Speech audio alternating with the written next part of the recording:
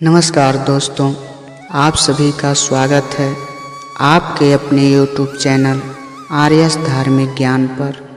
दोस्तों, आज हम बृहस्पतिवार व्रत कथा की सेकंड भाग सुनाएंगे।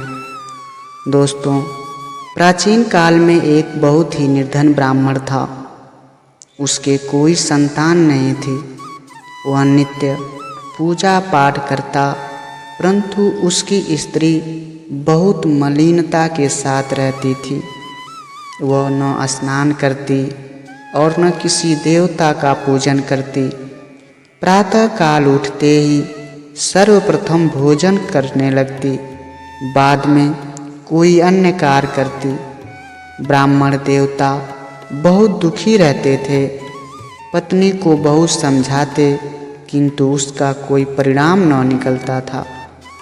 भगवान की अनुकंपा से एक समय उस ब्राह्मण की पत्नी गर्भवती हुई और 10वें महीने एक सुंदर कन्या को जन्म दिया।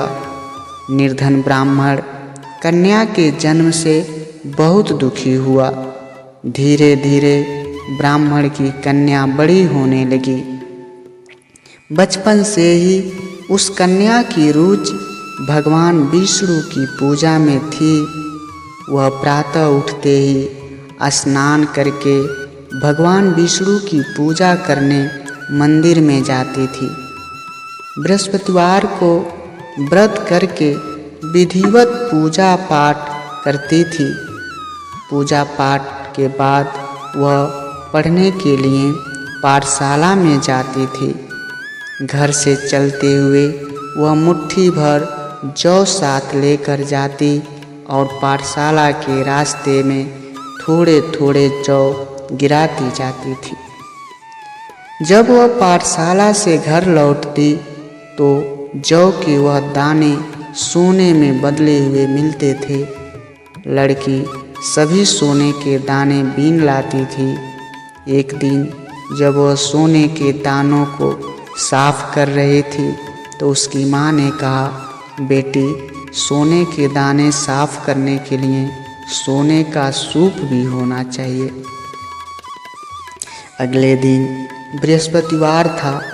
उसने भगवान बृहस्पति देव की पूजा करते हुए प्रार्थना की कि हे भगवान, यदि मैंने आपका व्रत विधिवत किया हो तो मुझे सोने का सूप दे दो। भगवान बृहस्पति देव ने उसकी मनोकामना पूरी करने का वचन दिया। पाठशाला से लौटते समय उसे रास्ते में सोने का सूप पड़ा हुआ मिला। घर लौटकर सोने का सूप अपनी माँ को दिखाकर वह सोने के दाने साफ करने लगी। उसी समय नगर का राजकुमार उसके घर के पास से गुजरा। उस सुंदर लड़की को सोने के सूप में जौ साफ करते देख राजकुमार उस पर मोहित हो गया।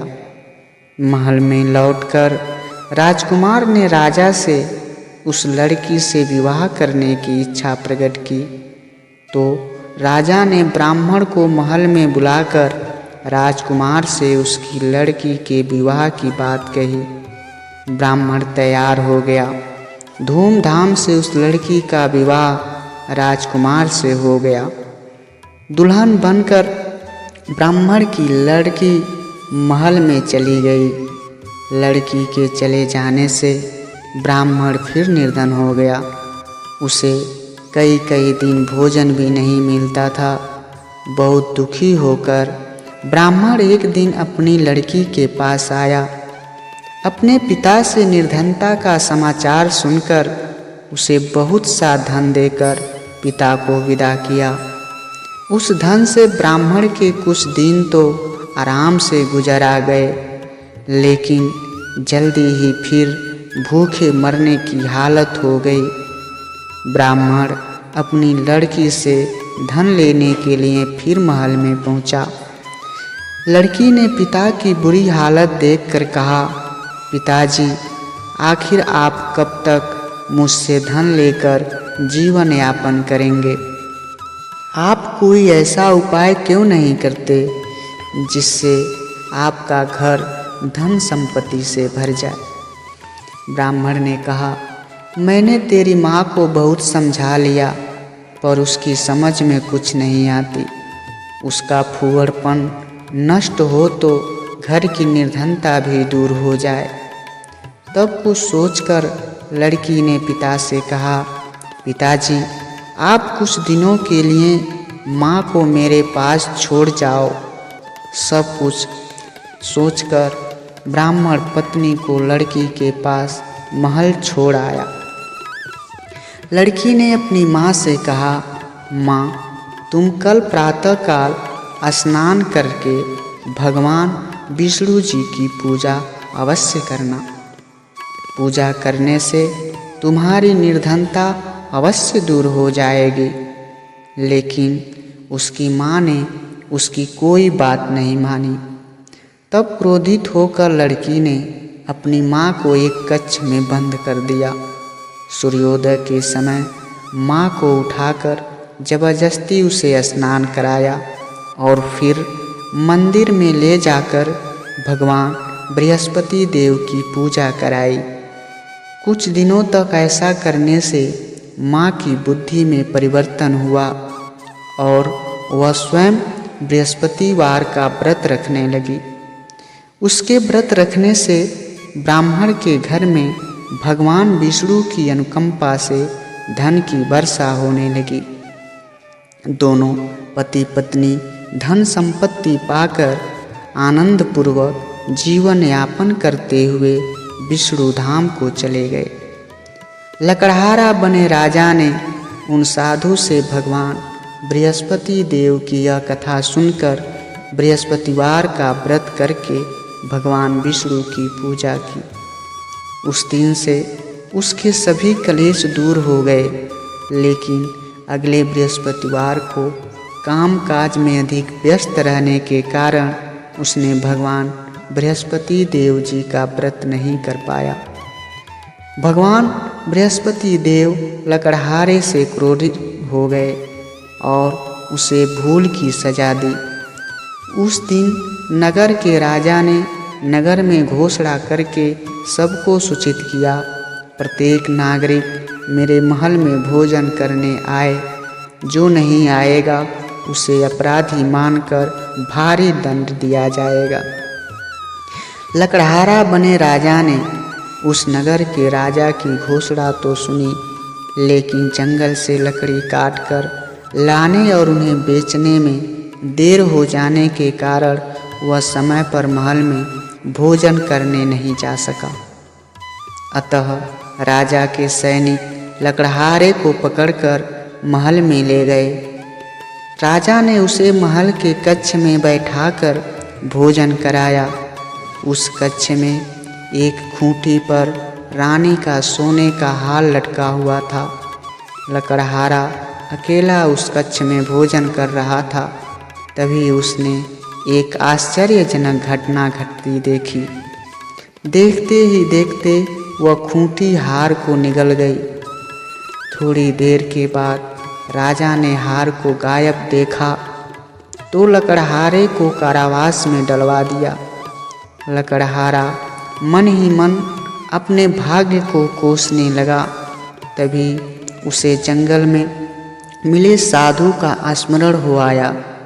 थोड़ी देर में भगवान बृहस्पति देव सन्यासी के रूप में उसके सामने प्रकट हुए और कहा, हे लकड़हारे, तूने भगवान बृहस्पति देव की पूजा नहीं की, इसी कारण तुम्हें कष्ट हुआ है। लेकिन अब चिंता मत करो। बृहस्पतिवार के दिन कारागार के दरवाजे पर तुम्हें कुछ पैसे पड़े हुए मिलेंगे। उन पैसों से भगवान बृहस्पति देव का व्रत करके उनकी पूजा करोगे तो तुम्हारे सब दुख नष्ट हो जाएंगे। बृहस्पतिवार के दिन दरवाजे पर पड़े मिले पैसों से चने और गुड़ मंगाकर लकड़हारे ने बृहस्पतिवार की कथा कही तो भगवान बृहस्पति देव ने प्रसन्न होकर उस नगर के राजा को स्वप्न में लकड़हारे को कारागार से मुक्त करने को कहा। सुबह राजा ने अपने कक्ष में आकर देखा तो खूंटी पर रानी का हाथ टंगा हुआ था। राजा ने लकड़हारे को मुक्त कर दिया और उसे धन और आभूषण देकर विदा किया। लकड़हारा बना राजा उस नगर से चलकर अपने नगर में पहुंचा तो उस नगर में कुएं, धर्मशाला, बाग बगीचे देखकर बहुत प्रसन्न हुआ। राजा ने किसी से पूछा, ये कुएं, धर्मशालाएं किसने बनवाई हैं? सबने उसे बताया कि ये सब रानी और उसकी दासी ने बनवाए हैं। राजा महल में पहुंचा तो राजा ने उसका भव्य स्वागत किया। तब राजा ने निश्चय किया कि सप्ताह में एक बार तो सभी बृहस्पति देव का व्रत तथा पूजन करते हैं, परंतु मैं प्रतिदिन व्रत किया करूँगा तथा दिन में 3 बार कथा कहा कहूँगा। अब राजा हर समय दुशाले में चने की दाल बांधे रहता तथा दिन में 3 बार बृहस्पति देव की कथा कहता। कुछ दिनों के बाद राजा को अपनी बहन की याद आई। एक दिन घोड़े पर सवार होकर राजा अपनी बहन से मिलने चल दिया। अभी राजा नगर के बाहर पहुंचा ही था कि उसने कुछ लोगों को 100 को ले जाते हुए देखा। राजा को स्मरण हो आया कि आज उसने किसी को बृहस्पति देव की व्रत कथा नहीं सुनाई है। राजा ने उन लोगों को रोक कर कहा, भाइयों, आप 100 को ले जाने से पहले मुझसे बृहस्पतिवार की कथा सुन लो। लोगों ने राजा पर क्रोधित होते हुए कहा, तुम पागल तो नहीं हो? लेकिन कुछ बड़े बूढ़े लोगों ने कहा, अच्छा भाई, साथ में चलते चलते तुम अपनी कथा भी सुना लो। राजा ने चलते हुए आधी कथा ही सुनाई थी कि 100 हिलने लगा। राजा के पूरी कथा सुनते ही 100 उठकर बैठ गया। लोगों ने हैरानी से दांतों तले उंगली दबाई और अगले बृहस्पतिवार से भगवान बृहस्पति देव का व्रत करने व कथा सुनने का निश्चय कर लिया। अब घोड़े पर सवार राजा चलते हुए एक किसान के पास पहुंचा। किसान अपने खेत में हल चला रहा था। राजा ने कहा, अरे भाई, मुझसे बृहस्पतिवार की कथा सुन लो। किसान झुंझला कर बोला, अरे भाई, देख नहीं रहे, जितनी देर तक तुम्हारी कथा सुनूंगा उतनी देर में तो पूरे खेत में हल चला लूँगा। राजा निराश होकर चलने लगा। तभी किसान के बैल लड़खड़ा कर जमीन पर जा गिरे। किसान के पेट में भी जोरों का दर्द होने लगा। उस किसान की पत्नी को जब खाना लेकर आई तो उसने किसान से इस बारे में पूछा। किसान ने घुड़सवार की पूरी कहानी सुनाई। किसान की पत्नी दौड़ती हुई राजा के पास पहुंचकर हाथ जोड़कर बोली, भैया, मैं तुम्हारी कथा सुनने को तैयार हूँ। राजा ने उसके साथ खेत पर पहुंचकर बृहस्पतिवार की कथा सुनाई। तभी बैल उठकर खड़े हो गए। किसान के पेट का दर्द भी तुरंत ठीक हो गया। राजा अपनी बहन के घर पहुंचा तो उसकी बहुत आव भगत हुई। अगले दिन सुबह उठकर राजा ने देखा घर के सभी लोग भोजन कर रहे हैं। किसी भूखे को बृहस्पतिवार की कथा सुनाए बिना राजा भोजन नहीं करता था।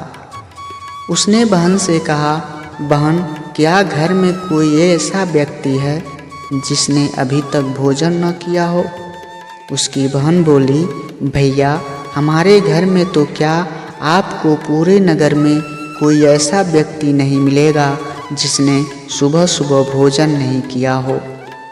तब राजा ने बहन के घर से निकलकर उस नगर में बिना भोजन किए व्यक्ति की तलाश की। एक गडेरिये के घर में उसका बेटा बीमार होने के कारण भूखा रह गया था। राजा ने उसको जाकर बृहस्पतिवार की कथा सुनाई।